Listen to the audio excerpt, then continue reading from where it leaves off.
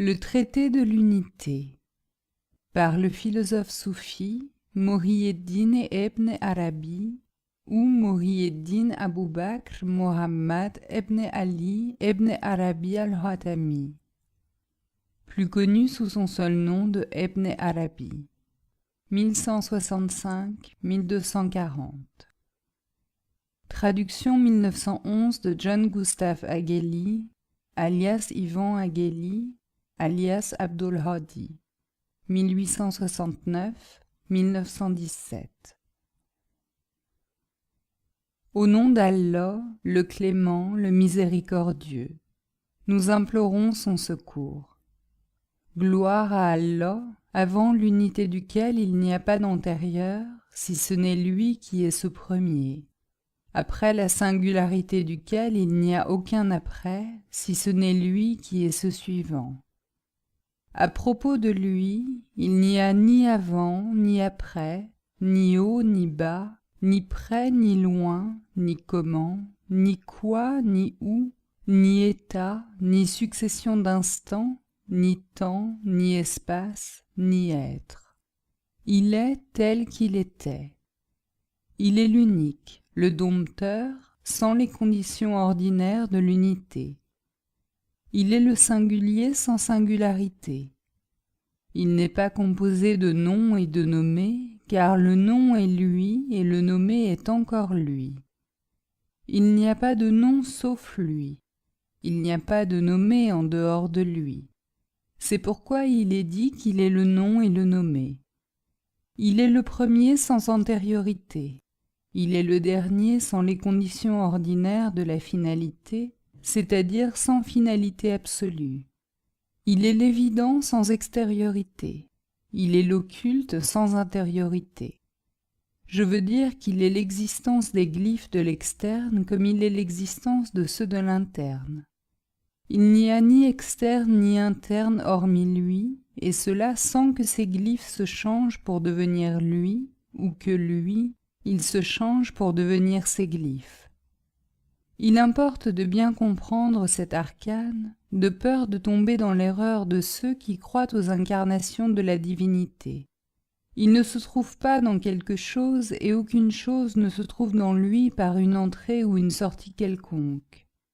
Il faut le connaître de cette façon, non par la science, l'intelligence, l'imagination, la sagacité, les sens, la vision extérieure, la vision intérieure, la compréhension ou le raisonnement. Personne ne peut le voir sauf lui-même.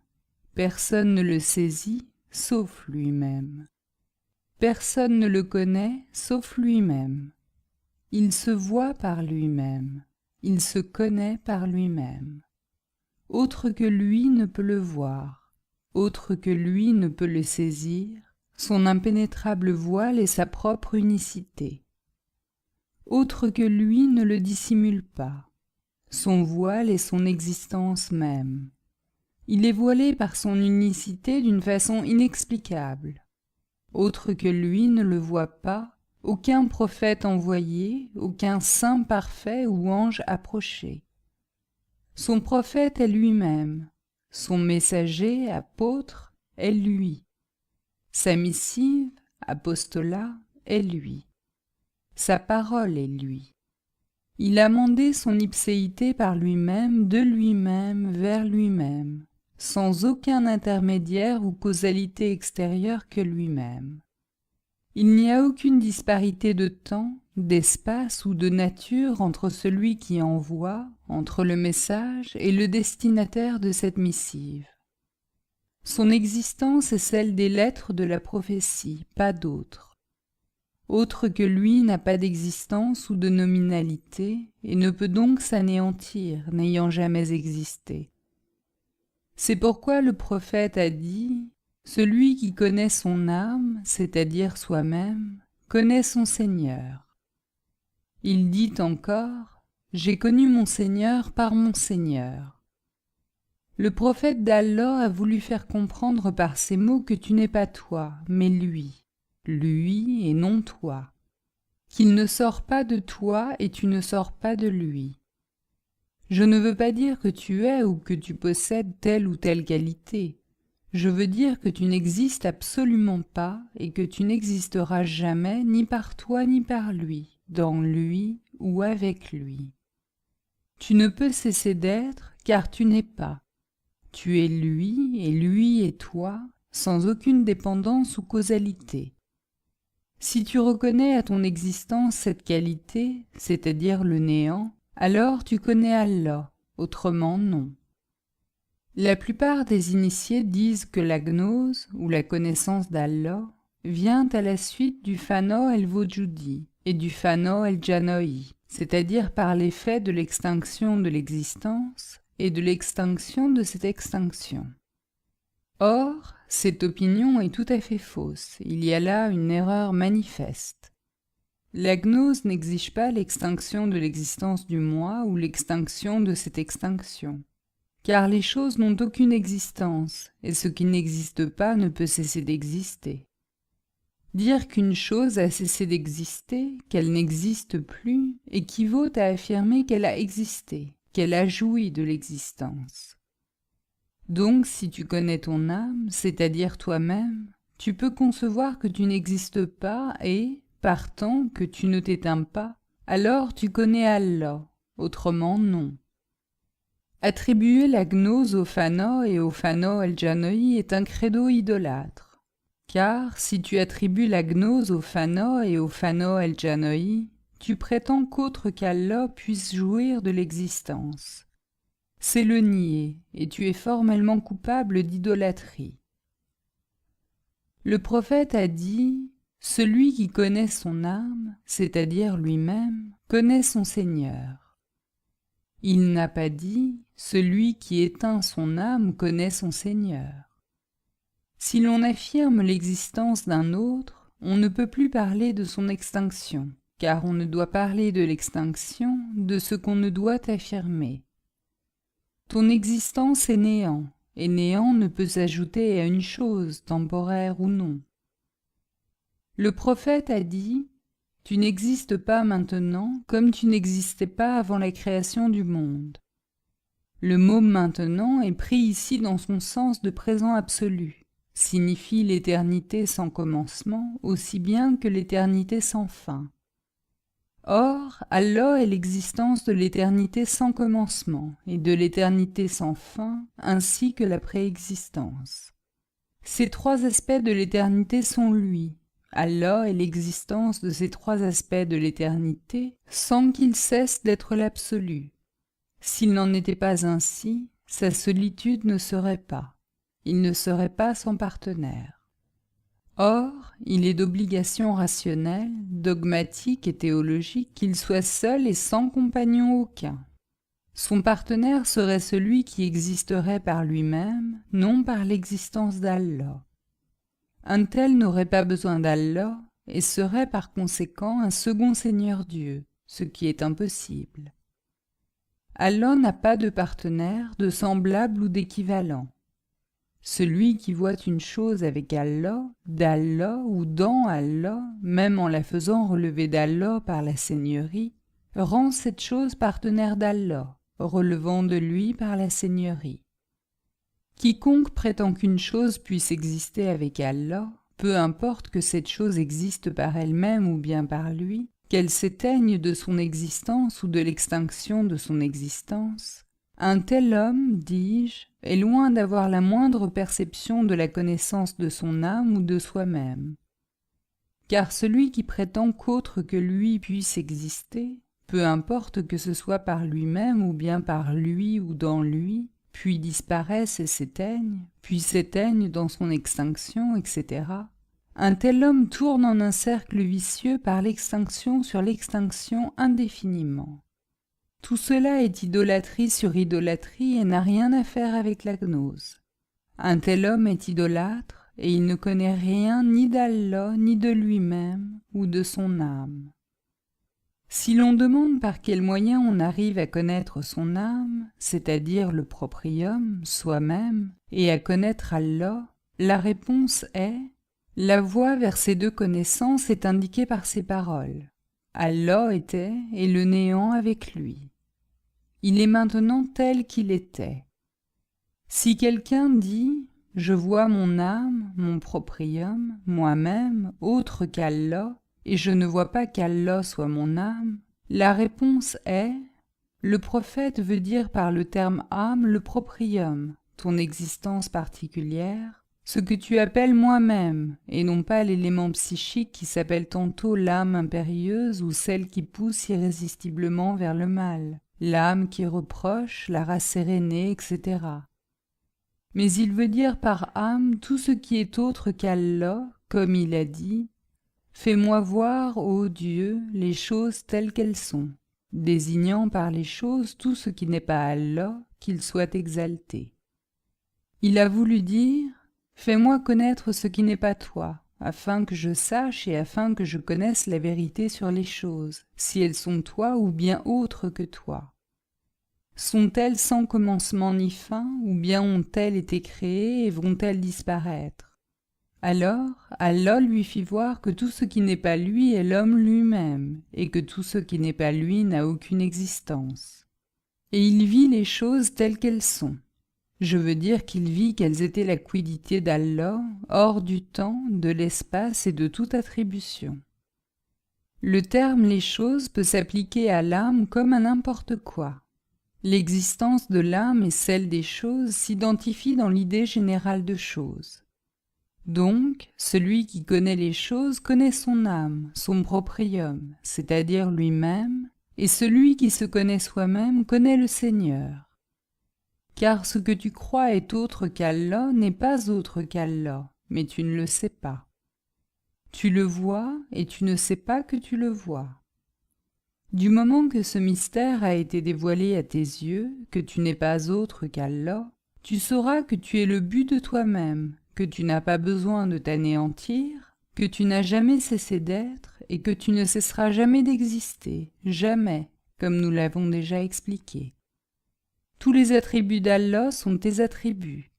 Tu verras que ton extérieur est le sien, que ton intérieur est le sien, que ton commencement est le sien et que ta fin est la sienne. Cela, incontestablement et sans doute aucun. Tu verras que tes qualités sont les siennes et que ta nature intime est la sienne. Cela sans que tu sois devenu lui ou que lui soit devenu toi. Sans transformation, diminution ou augmentation, quelle qu'elle soit. Tout périt sauf sa face, dans l'extérieur et dans l'intérieur.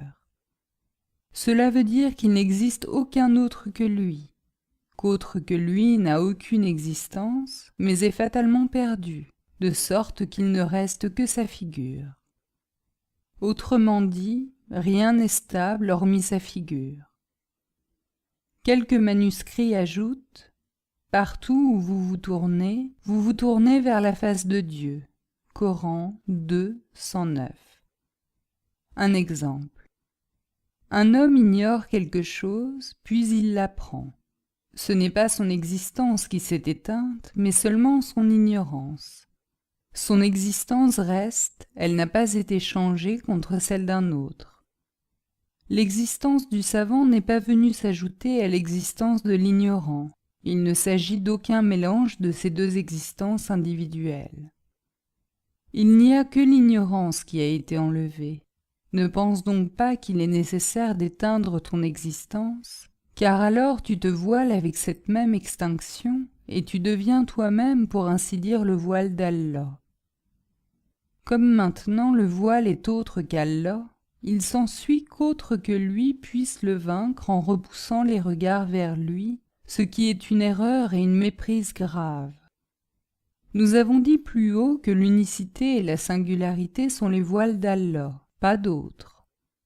C'est pourquoi il est permis au Wassel, c'est-à-dire à celui qui est arrivé à la réalité personnelle, de dire « Je suis le vrai divin » ou bien « Gloire à moi, que ma sollicitude est grande ».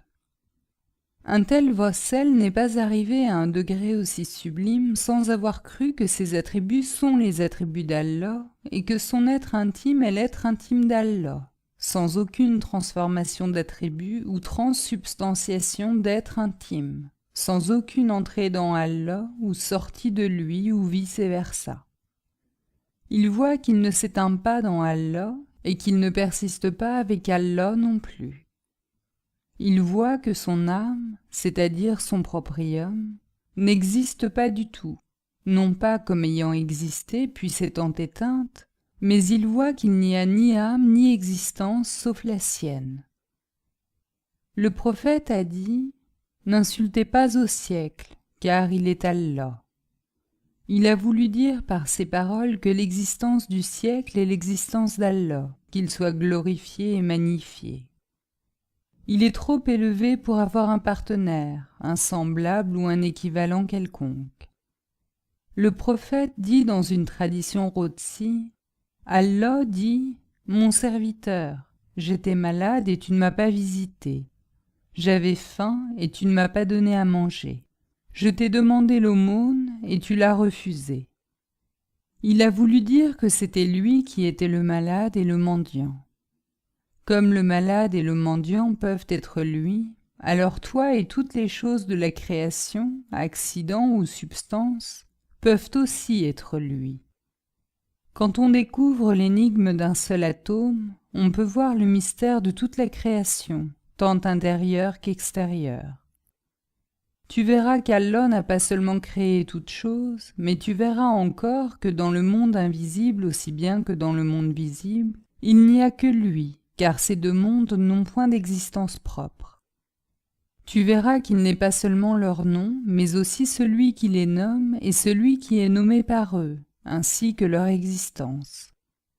Tu verras qu'il n'a pas seulement créé une chose une fois pour toutes, mais tu verras qu'il est tous les jours en l'état de créateur sublime. Coran 55-29, par l'expansion et l'occultation de son existence et de ses attributs en dehors de toute condition intelligible. Car il est le premier et le dernier, l'extérieur et l'intérieur. Il paraît dans son unité et se dissimule dans sa singularité. Il est du premier et du dernier, de l'extérieur et de l'intérieur, comme l'existence de ses glyphes est lui. Il est son nom, il est celui qui est nommé. Comme son existence est fatale, logique et dogmatique, de même est fatale la non-existence de tout autre que lui. Ce que nous pensons être autre que lui n'est pas, au fond, une bi-existence, car son existence à lui signifie qu'une bi-existence n'existe pas, sans quoi cette bi-existence serait son semblable. Or, autre que lui n'est pas, car il est exempt de ce qu'un autre que lui soit autre que lui. Cet autre est encore lui sans aucune différence intérieure ou extérieure. Celui qui est ainsi possède des attributs sans nombre ni fin. Celui qui est ainsi qualifié possède des attributs innombrables. Comme celui qui meurt, dans le sens propre du mot, est séparé de tous ses attributs louables ou blâmables, de même, celui qui meurt au sens figuré est séparé de tous ses attributs louables ou blâmables. Allah, qu'il soit béni et exalté, est à sa place dans toutes les circonstances. La nature intime d'Allah tient lieu de sa nature intime. Les attributs d'Allah tiennent lieu de ses attributs. C'est pourquoi le prophète, qu'Allah prie sur lui et le salue, a dit « Mourez avant que vous ne mouriez », c'est-à-dire « Connaissez vous-même vos âmes, votre proprium, avant que vous ne mouriez ». Il a dit encore « Allah dit « Mon adorateur ne cesse d'approcher de moi par des œuvres surérogatoires jusqu'à ce que je l'aime. Et lorsque je l'aime, je suis son ouïe, sa vue, sa langue, sa main, etc. » Le prophète veut dire « Celui qui tue son âme, son proprium, c'est-à-dire celui qui se connaît, voit que toute son existence est son existence. Il ne voit aucun changement en sa nature intime ou en ses attributs. Il ne voit aucune nécessité à ce que ses attributs deviennent les siens, car il a compris qu'il n'était pas lui-même l'existence de sa propre nature intime, et qu'il avait été ignorant de son proprium et de ce qu'il était au fond. Lorsque tu prends connaissance de ce qu'est ton proprium, tu es débarrassé de ton dualisme, et sauras que tu n'es autre qu'Allah. Si tu avais une existence indépendante, une existence autre qu'Allah, tu n'aurais pas à t'effacer ni à connaître ton proprium. Tu serais un Seigneur Dieu autre que lui. Qu'Allah soit béni, de sorte qu'il n'y a pas de Seigneur Dieu autre que lui. L'intérêt de la connaissance du proprium consiste à savoir, mais à avoir la certitude absolue que ton existence n'est ni une réalité ni une nihilité, mais que tu n'es pas, que tu n'as pas été et que tu ne seras jamais. Tu comprendras clairement le sens de la formule « Il n'y a pas de Dieu si ce n'est le Dieu », c'est-à-dire qu'il n'y a pas de Dieu autre que lui, il n'y a pas d'existence autre que lui, il n'y a pas d'autre que lui, et il n'y a pas de Dieu si ce n'est lui. Si quelqu'un objecte « Tu abolis sa seigneurie », je réponds « Je n'abolis pas sa seigneurie, car il ne cesse pas d'être Seigneur magnifiant, non plus qu'il ne cesse d'être adorateur magnifié. Il ne cesse pas d'être créateur, non plus qu'il ne cesse d'être créé. Il est maintenant tel qu'il était. Ces titres de créateur ou de seigneur magnifiant ne sont point conditionnés par l'existence d'une chose créée ou d'un adorateur magnifié. Avant la création des choses créées, il possédait tous ses attributs. Il est maintenant tel qu'il était. Il n'y a aucune différence dans son unité entre la création et la préexistence. Son titre de l'extérieur implique la création des choses, comme son titre de l'occulte ou de l'intérieur implique la préexistence. Son intérieur et son extérieur ou son expansif, son évidence comme son extérieur et son intérieur. Son premier est son dernier, et son dernier est son premier. Le tout est unique, et l'unique est tout. Il est qualifié, tous les jours il est en l'état de créateur sublime. Rien autre que lui n'était lui. Il est maintenant tel qu'il était. En réalité, autre que lui n'a pas d'existence. Tel qu'il était de toute éternité, tous les jours en l'état de créateur sublime. Il n'y a aucune chose avec lui et aucun jour de création à l'exclusion d'un autre, comme il n'y a dans la préexistence de choses ni de jours, car l'existence des choses ou leur néant est tout un. S'il n'en était pas ainsi, il aurait fallu la création de quelque chose de nouveau qui ne fût pas compris dans son unicité, ce qui serait absurde. Son titre de l'unique le rend trop glorieux pour qu'une pareille supposition fût vraie. Lorsque tu peux voir ton proprium ainsi qualifié sans combiner l'existence suprême avec un adversaire, partenaire, équivalent ou associé quelconque, alors tu le connais tel qu'il est, c'est-à-dire tu le connais réellement. C'est pourquoi le prophète a dit « Celui qui connaît son proprium connaît son Seigneur ». Il n'a pas dit « Celui qui éteint son proprium connaît son Seigneur ». Il sut et il vit qu'aucune chose n'est autre que lui. Ensuite, il dit que la connaissance de soi-même et du proprium de son âme, c'est là la gnose ou la connaissance d'Allah. Connais ce que c'est que ton proprium, c'est-à-dire ton existence. Connais qu'au fond tu n'es pas toi, mais que tu ne sais pas. Sache que ce que tu appelles ton existence n'est en réalité ni ton existence ni ta non-existence. Sache que tu n'es ni existant ni néant, que tu n'es pas autre qu'existant ou autre que néant. Ton existence et ta nihilité constituent son existence absolue, telle que l'on ne peut ni doit discuter si elle est ou si elle n'est pas. La substance de ton être ou de ton néant est son existence.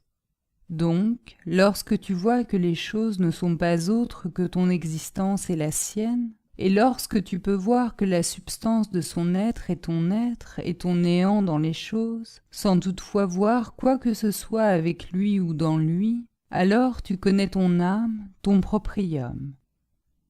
Or, se connaître soi-même d'une telle manière, c'est là la gnose, la connaissance d'Allah, au-dessus de tout équivoque, doute ou combinaison d'une chose temporaire avec l'éternité, sans voir que l'éternité ou par elle ou à côté d'elle, autre chose que l'éternité.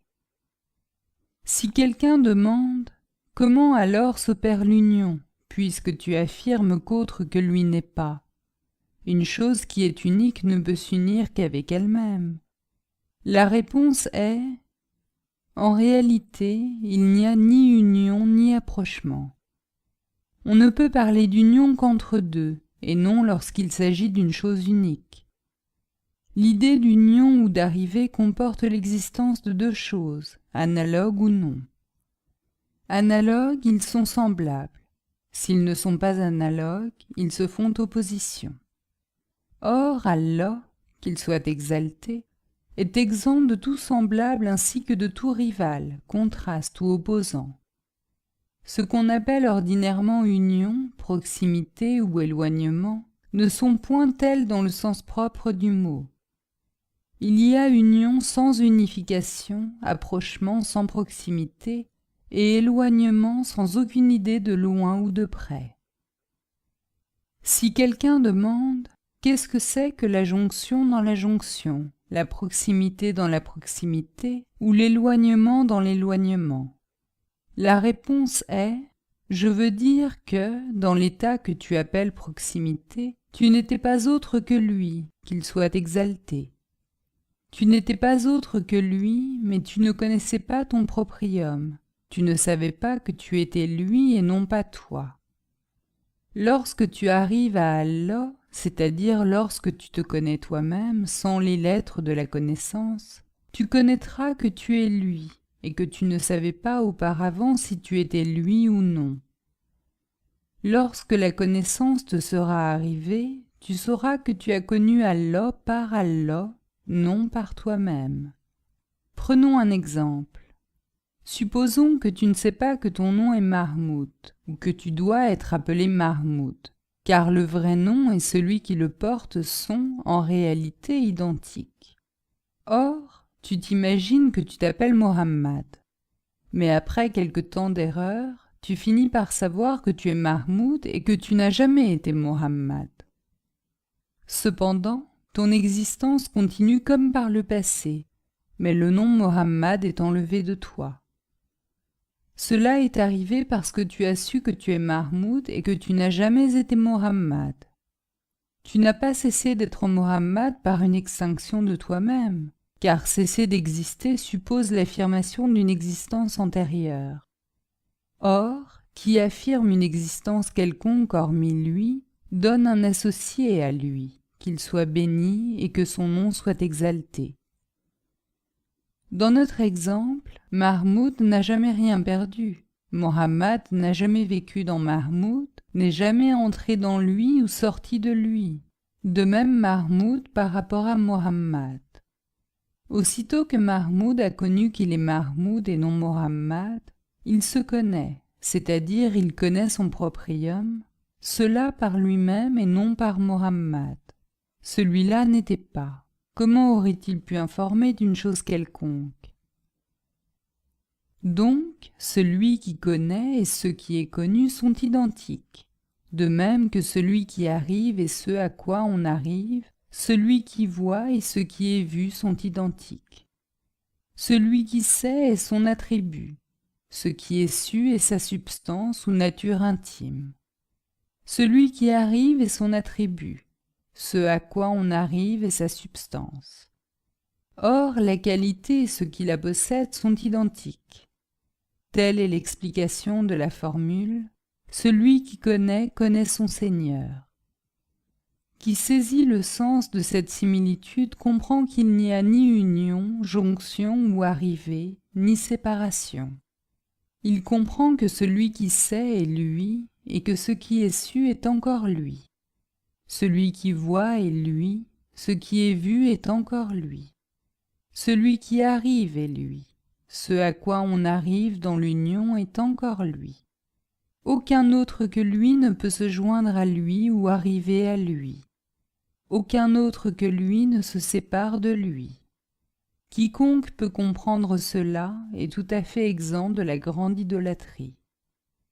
La plupart des initiés qui croient connaître leur proprium ainsi que leur Seigneur et qui s'imaginent échapper aux liens de l'existence, disent que la voie n'est praticable ou même visible que par l'extinction de l'existence, et par l'extinction de cette extinction. Ils ne dogmatisent ainsi que parce qu'ils n'ont point compris la parole du prophète, qu'Allah prie sur lui et le salue. Comme ils ont voulu remédier à l'idolâtrie qui résulte de la contradiction, ils ont parlé tantôt de l'extinction, c'est-à-dire celle de l'existence, tantôt de l'extinction de cette extinction, tantôt de l'effacement et tantôt de la disparition.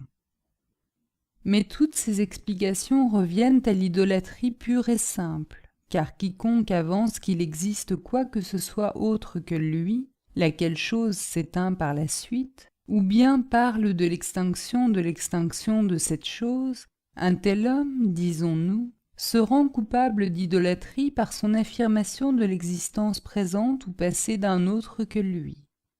Qu'Allah, que son nom soit exalté, les conduise, et nous aussi, dans le vrai chemin. Vers. Tu pensais que tu étais toi.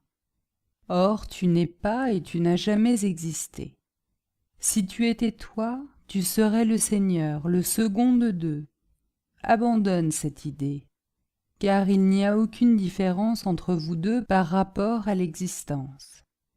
Il ne diffère pas de toi et tu ne diffères pas de lui. Si tu dis par ignorance que tu es autre que lui, alors tu es d'un esprit grossier. Lorsque ton ignorance cesse, tu deviens doux, car ton union est ta séparation et ta séparation est ton union. Ton éloignement est une approche et ton approche est un départ. C'est ainsi que tu deviens meilleur. Cesse de faire des raisonnements et comprends par la lumière de l'intuition, sans quoi t'échappe ce qui rayonne de lui. Garde-toi bien de donner un partenaire quelconque à Allah, car alors tu t'avilis, et cela par la honte des idolâtres. Si quelqu'un dit « Tu prétends que la connaissance de ton proprium est la gnose, c'est-à-dire la connaissance d'Allah, que son nom soit exalté, l'homme est autre qu'Allah, dût-il connaître son proprium. Or, celui qui est autre qu'Allah, comment peut-il le connaître? Comment peut-il arriver jusqu'à lui? La réponse est « Qui connaît son proprium connaît son Seigneur ». Sache que l'existence d'un tel homme n'est ni la sienne, ni celle d'un autre, mais celle d'Allah sans une fusion quelconque des deux existences en une, sans que son existence entre dans Dieu, sorte de lui, collatère avec lui ou réside dans lui. Mais il voit son existence telle qu'elle est. Rien n'est advenu qui n'ait pas existé auparavant, et rien ne cesse d'exister par un effacement, extinction ou extinction d'extinction. L'annihilation d'une chose implique son existence antérieure. Prétendre qu'une chose existe par elle-même signifie croire que cette chose s'est créée elle-même, qu'elle ne doit pas son existence à la puissance d'Allah, ce qui est absurde aux yeux et aux oreilles de tous. Tu dois bien noter que la connaissance que possède celui qui connaît son proprium, c'est là la connaissance qu'Allah possède de son proprium, de lui-même, car son proprium n'est autre que lui. Le prophète, qu'Allah prie sur lui et le salue, a voulu désigner par proprium l'existence même. Quiconque est arrivé à cet état d'âme, son extérieur et son intérieur ne sont autres que l'existence d'Allah, la parole d'Allah.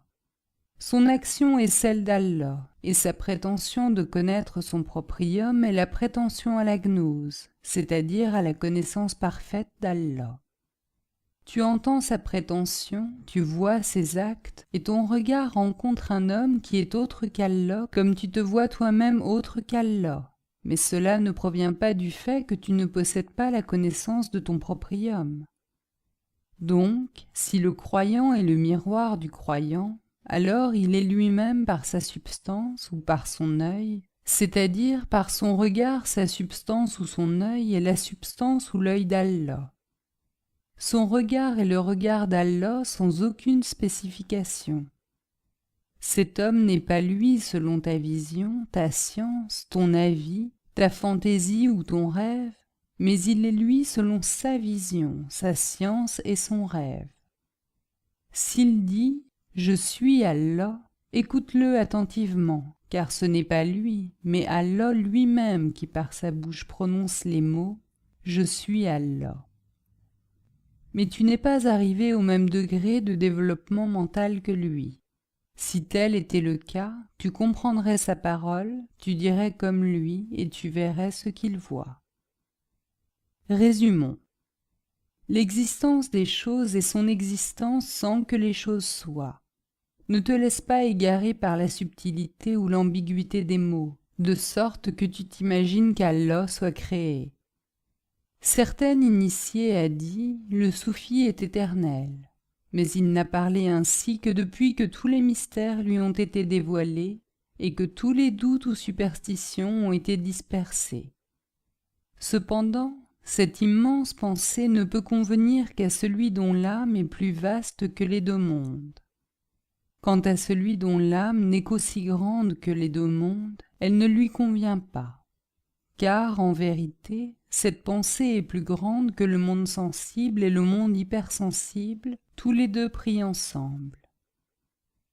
Enfin, sache que celui qui voit est ce qui est vu, que celui qui fait exister est ce qui existe, que celui qui connaît est ce qui est connu, que celui qui crée est ce qui est créé, que celui qui atteint par la compréhension et ce qui est compris sont tous le même.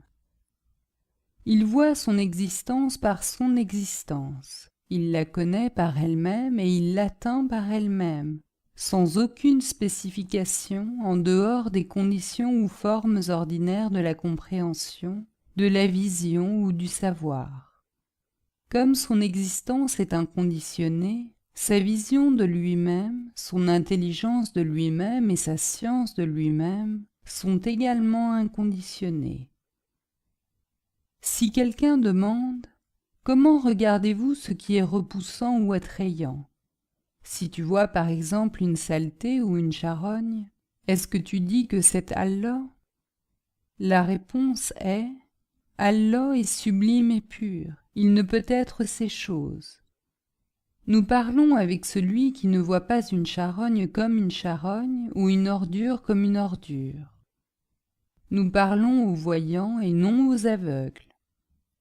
Celui qui ne se connaît pas est un aveugle, né aveugle.